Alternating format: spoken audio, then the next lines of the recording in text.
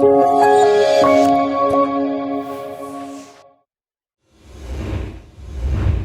ini memiliki beberapa jenis. Ya. Yang pertama adalah atribut sederhana, yaitu atribut yang tidak dapat dibagi.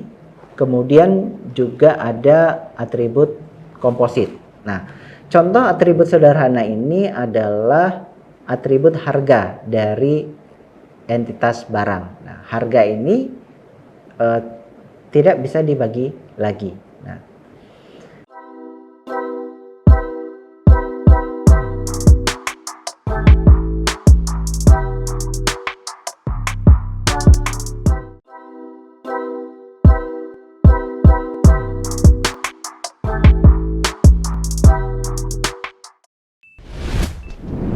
Assalamualaikum warahmatullahi wabarakatuh. Selamat datang di channel Kuliah Teknokrat. Pada pertemuan kali ini kita akan membahas tentang pemodelan basis data. Model data adalah kumpulan perangkat konseptual untuk menggambarkan data, hubungan antar data, semantik, dan batasan data. Nah, model data ini biasanya digunakan untuk perancangan basis data yang disebabkan karena kelangkaan data yang dimiliki atau fakta. Ada dua kelompok model data, diantaranya adalah yang pertama adalah model data berbasis objek dan juga model data berbasis record.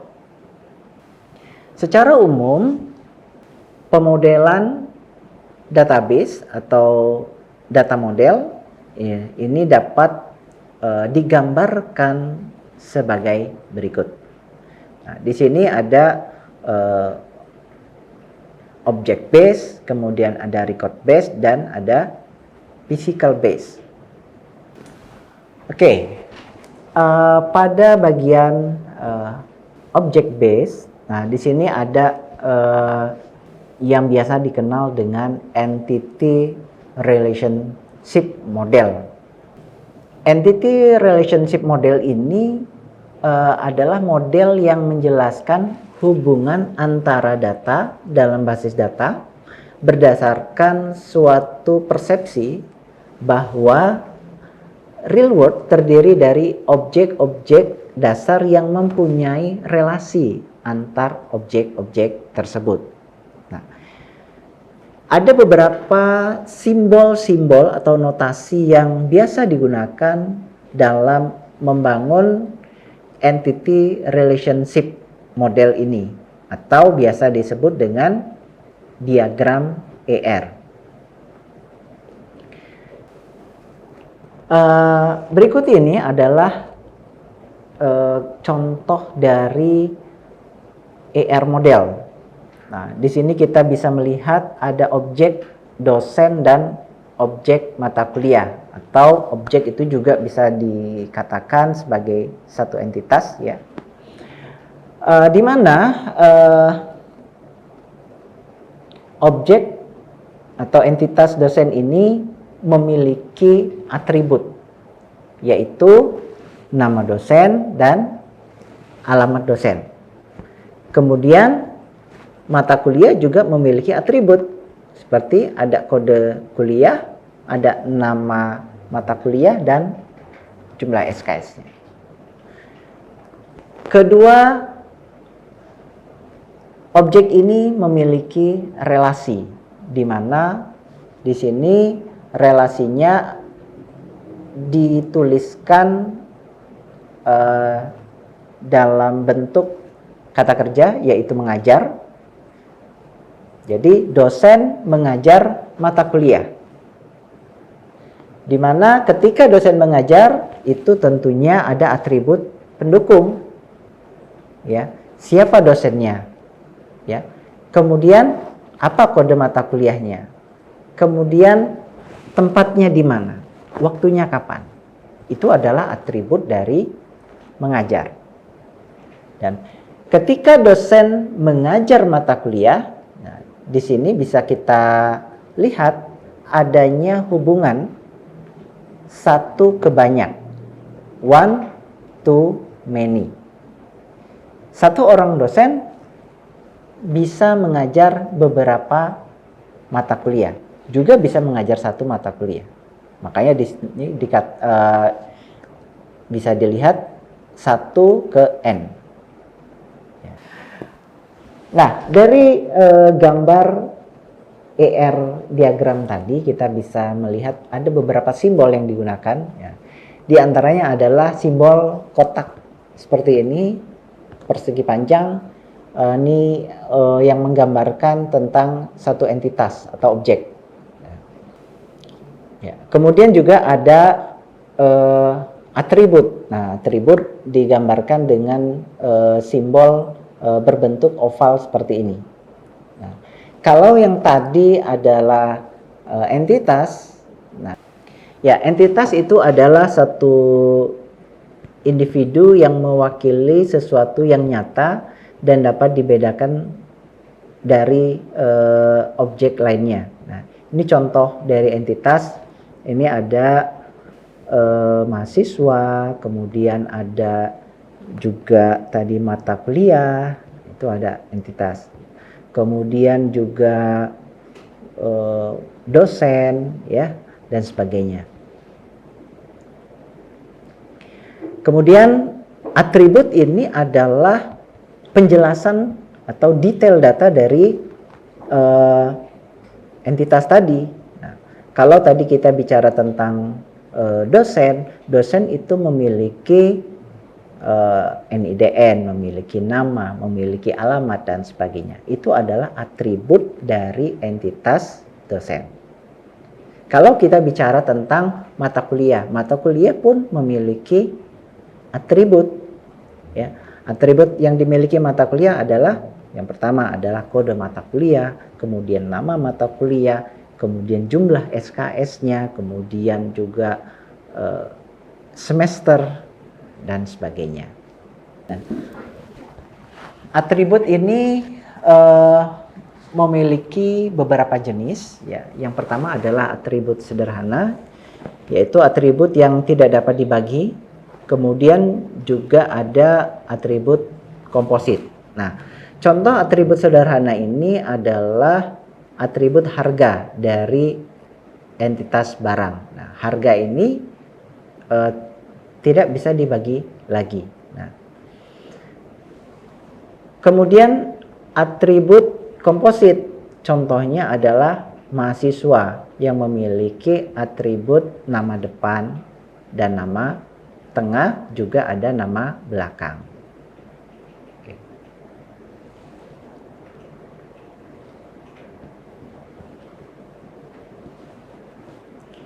Kemudian ada juga atribut bernilai tunggal atau single value attribute.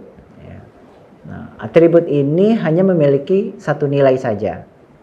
Contohnya atribut umur. Nah, umur manusia kan ya cuma satu nilainya, ya.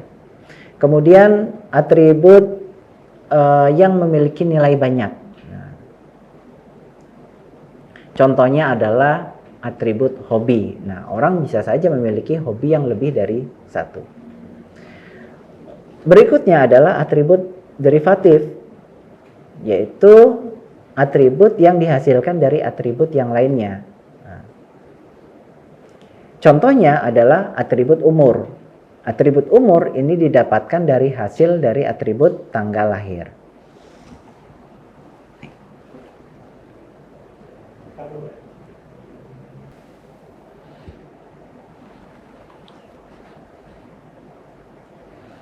Dan simbol berikutnya adalah simbol jajaran genjang seperti ini. Ini digunakan untuk menyatakan adanya relasi atau hubungan antara entitas satu dengan entitas yang lain. Tadi dari gambar tadi kita bisa melihat, jadi antara entitas dosen dan mata kuliah itu di tengah-tengahnya ada gambar jajaran genjang seperti ini. Kita kembali lagi ke atribut. Nah, atribut ini ada yang disebut dengan atribut kunci. Ya. Atribut kunci adalah sejumlah atribut yang mengidentifikasi record atau baris dalam sebuah relasi secara unik, dan atribut kunci ini memang harus unik. Nah, ada beberapa jenis atribut kunci. Nah, ini yang pertama ada super key, yaitu satu atribut yang membedakan atribut tersebut dengan entitas yang lainnya. Jadi atribut super key ini untuk membedakan antara atribut yang satu, antara entitas yang satu dengan entitas yang lain. Nah, ini contohnya adalah kalau kita bicara tentang mahasiswa, tentunya mahasiswa itu punya NPM atau NIM. Nah, itu yang disebut dengan super key. Berikutnya adalah candidate key. Candidate key ini merupakan kumpulan atribut minimal yang dapat membedakan entitas satu dengan yang lain dalam satu himpunan entitas. Candidate key ini ya namanya kandidat ya, bisa saja itu nanti menjadi key. Ya, contohnya seperti kandidat key ini contohnya seperti email. Nah, email ini memiliki sifat yang unik. Nah, email ini dapat dijadikan sebagai kandidat key nantinya. Kemudian berikutnya adalah primary key. Ya, primary key ini adalah salah satu dari kandidat key yang digunakan sebagai pengidentifikasi suatu entitas. Nah, ini contohnya kalau mahasiswa ya. Contohnya ada NPM, kalau dosen ada NIDN, atau NIP, atau NIK, dan sebagainya. Berikutnya ada alternate key, yaitu kandidat key yang tidak dijadikan sebagai primary key. Jadi dia memiliki sifat yang unik, tetapi dia tidak dijadikan sebagai primary key. Kemudian ada composite key. Composite key itu terdiri dari dua atribut atau lebih. Nah, atribut tersebut bila berdiri sendiri maka tidak akan menjadi identitas record. Tetapi bila digabungkan menjadi satu kesatuan maka dia akan menjadi identifikasi secara unik. Itu yang disebut dengan composite key. Kemudian ada foreign key. Ya, foreign key ini biasa disebut dengan kunci tamu. Dan foreign key ini yang akan menghubungkan antara entitas satu dengan entitas yang lain. Nah, foreign key ini biasanya adalah primary key pada entitas yang lain. Demikian kuliah kita pada hari ini. Jangan lupa like dan subscribe channel Kuliah Teknokrat. Saya akhiri. Assalamualaikum warahmatullahi wabarakatuh. Terima kasih sudah menyaksikan video pembelajaran ini. Jangan lupa like, komen, dan subscribe, serta nyalakan tanda loncengnya agar kalian tidak ketinggalan informasi update lainnya.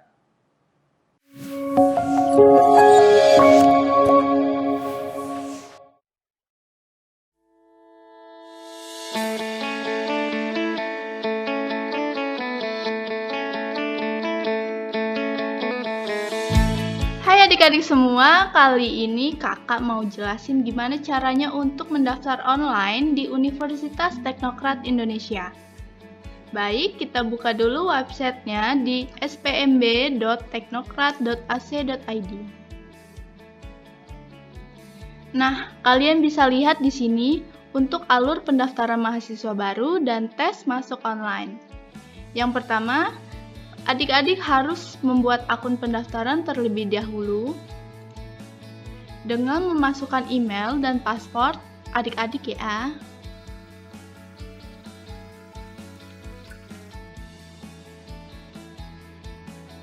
Setelah itu, adik-adik bisa login dengan memasukkan alamat email dan password yang sudah didaftarkan sebelumnya.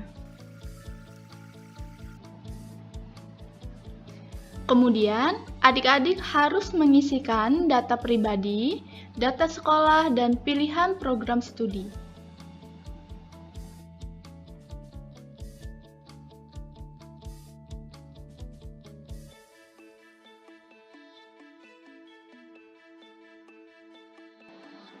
Setelah semua data terisi, lalu klik daftar.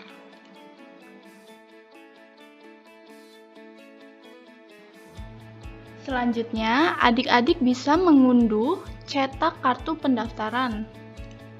Setelah mencetak kartu pendaftaran, adik-adik bisa melakukan pembayaran melalui bank atau ATM ke nomor rekening yang tertera pada kartu pendaftaran. Setelah adik-adik melakukan pembayaran, lalu foto dan upload bukti pembayaran ke sistem pada menu upload bukti pembayaran.